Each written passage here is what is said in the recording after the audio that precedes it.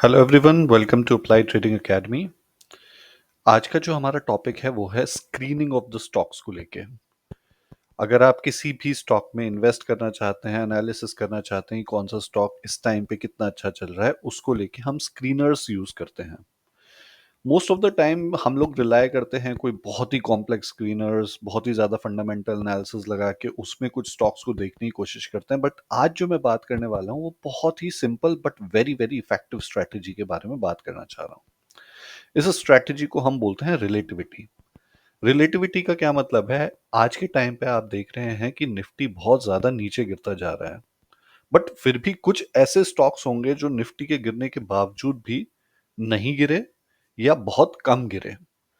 तो ऐसे स्टॉक्स का जब निफ्टी का बढ़ना शुरू होगा उस टाइम पे उनके बढ़ने की प्रोबेबिलिटी बहुत ज्यादा हो जाती है। सिमिलरली इसको अपोजिट डायरेक्शन में देखें कि मान लीजिए निफ्टी बहुत बढ़ता जा रहा है, बट कुछ स्टॉक्स हैं जो बढ़ ही नहीं रहे हैं या रिलेटिवली बहुत कम बढ़े हैं निफ्टी से। तो इसका मतलब है कि जब निफ्टी कभी रिट्रेस करेगा, नीचे आएगा, तो फिर इन स्टॉक्स के गिरने की प्रोबेबिलिटी बहुत ज्यादा हो जाती है। इसी को हम रिलेटिविटी कॉन्सेप्ट बोलते हैं। अब इस सब के लिए आपको कोई बहुत ही कॉम्प्लेक्स टूल्स यूज करने की जरूरत नहीं होती। यहाँ पे अगेन कंटिन्यूइंग विद एक्सेल, मैं आपको केवल एक प्रोसेस के थ्रू लेके जा रहा हूं जिस तरीके से आप ऐसे कुछ स्टॉक्स के बारे में पता कर सकते हैं जो निफ्टी के बढ़ने या चढ़ने के बावजूद रिलेटिवली कम या ज्यादा बढ़े हैं।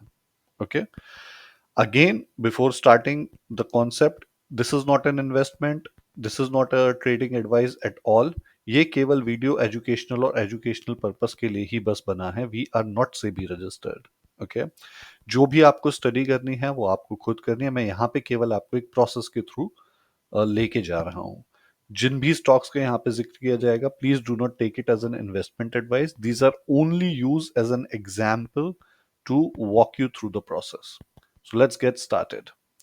तो यहाँ पे मैंने एक ऑलरेडी एक एक्सेल बना के रखी है जिसके अंदर मैंने निफ्टी में जो मेजरली हमारे स्टॉक्स हैं 178 स्टॉक्स की लिस्ट को मैंने यहाँ पे लिख लिया है। तो यहाँ पे आप सिंबल्स देख सकते हैं। उसके बाद ये मैं गूगल फाइनेंस की शीट यूज कर रहा हूं जहां पे आप करंट मार्केट प्राइस का एक फॉर्मूला लगा सकते हैं। अगर आप यहाँ पे फॉर्मूला देखें, मैंने सिंपल सा एक फॉर्मूला लगाया है, equal to Google Finance, name of the symbol जो यहाँ पे आरती इंडस्ट्रीज है और उसका करंट प्राइस क्या चल रहा है। अगर आप इस तरीके से करेंगे तो आप सिंपली उसका प्राइस यहाँ पे आपको ऑटोमेटिकली आ जाएगा। जस्ट फॉर एग्जाम्पल मैं आपको ये फिर से एक बार कॉपी करके यहाँ पे दिखा देता हूँ जिससे कि आपको पता चल जाए कि हम क्या बात कर रहे हैं। ओके, तो आप देखिए अगर आप इस फॉर्मूले को लगाएंगे तो ये वैल्यू अपने आप ऑटोमेटिकली आ जाएगी। सिमिलरली 52 वीक हाई, पूरे एक साल में जो भी उस स्टॉक का हाईएस्ट प्राइस है उसके लिए आप ये फॉर्मूला को यूज कर सकते हैं। जैसे ही आप इस फॉर्मूला को लगाएंगे तो जो भी स्टॉक आपने यहाँ पे सिंबल में दिया है उसका 52 वीक हाई प्राइस आपको मिल जाएगा। ठीक है, तो इसका मतलब है कि 52 वीक हाई पे आरती इंडस्ट्री 769 इसका हाईएस्ट प्राइस था और आज के टाइम पे इसका प्राइस 388.5 चल रहा है। तो इसका मतलब वो कितना ज्यादा गिरा है, सिंपल एक फॉर्मूला लगा देंगे हम, C column minus B column. इससे आपको इसका करंट प्राइस का और 52 वीक हाई का डिफरेंस यहाँ पे पता चल गया। परसेंटेज वाइज ये करीबन 50% तक गिर चुका है। ठीक है, इसी तरीके से हम सारे स्टॉक्स की वैल्यूज को यहाँ पे निकाल लेंगे कि वो अभी तक कितने ज्यादा गिर चुके हैं फ्रॉम देयर 52 वीक हाई। उसके लिए आपने सबसे पहले सी माइनस बी कर लिया और यहाँ पे इसी तरीके से परसेंटेज वाइज भी आपने इसको निकालने की कोशिश कर ली। Okay, so just a second, this is something that we can easily do. अब देखिए बहुत ही सिंपल सी चीज है, इसमें आप कुछ भी नहीं कर रहे, केवल ये देख रहे हैं कि 52 वीक हाई पे कितना डिफरेंस है, प्राइस आज किस प्राइस पे वो खड़ा है उसमें कितना डिफरेंस आया है। अब सिंपली हम चेक करेंगे कि निफ्टी हम ऑलरेडी जानते हैं। अगर आज के टाइम पे आप निफ्टी देखें तो निफ्टी अपने हाई प्राइस से, अपने हाई जो टॉप बनाया था उस प्राइस से ऑलमोस्ट निफ्टी 15%, 14-15% नीचे आ चुका है।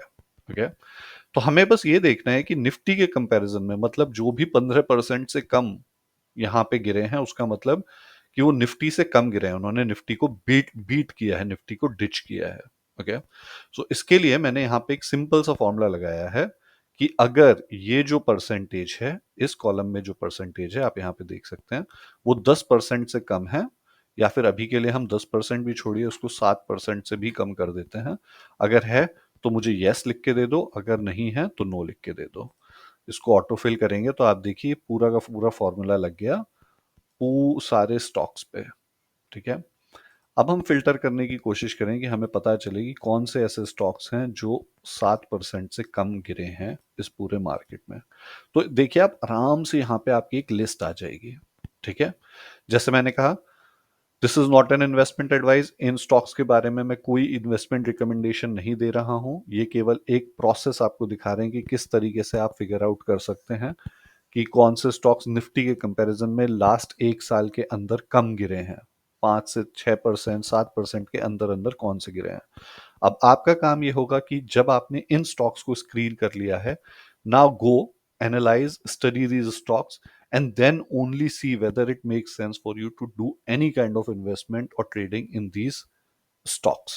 Okay, हम कुछ एग्जांपल्स देख लेते हैं, जैसे कि यहाँ पे कोटक बैंक आप देख रहे हैं कि 52 वीक हाई से केवल 0.68% गिरा हुआ है। तो यहाँ पे मैंने वीकली चार्ट लगाया है कोटक बैंक का, और आप देखिए, एक तो देखिए इसका 52 वीक हाई शायद उतना ज्यादा था ही नहीं, यहाँ पे 2021 में उसने हाई बनाया था। तो आपको ये भी ध्यान देखना होगा कि आपने किस बेस पे यहाँ पे इसको वैल्यू लगाई है।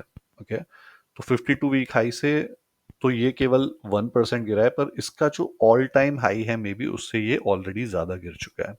सो अगेन मैंने कहा कि इसके बाद भी आपको अपनी स्टडी करनी है, केवल एक स्क्रीनर की तरह इसको देखें। आप और भी कोई स्टॉक्स देख सकते हैं, जैसे एसआरएफ में भी अगर हम वीकली चार्ट देखते हैं तो यहाँ पे आप देखते हैं कि ये इन लेवल से ऊपर निकल चुका है। इसका 52 वीक हाई जो भी है उससे काफ़ी काफ़ी क्लोज चल रहा है। तो आप यहाँ पे अपनी फर्दर स्टडी देख सकते हैं। सिमिलरली आप बजाज फाइनेंस देख सकते हैं, मुथूट फाइनेंस देख सकते हैं, एसबीआई कार्ड, जो भी यहाँ पे आपके स्टॉक्स निकल के आए हैं।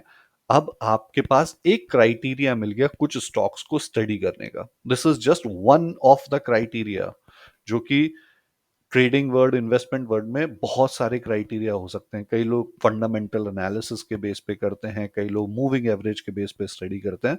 यहाँ पे मेरा पर्पस केवल और केवल आपको इतना बताना है कि एक बहुत सिंपल क्राइटेरिया जो कि रिलेटिविटी के बेस पे आप देख सकते हैं, वो यहाँ पे आप यूज कर सकते हैं अपनी फर्दर स्टडी और एनालिसिस के लिए। So that's all for today.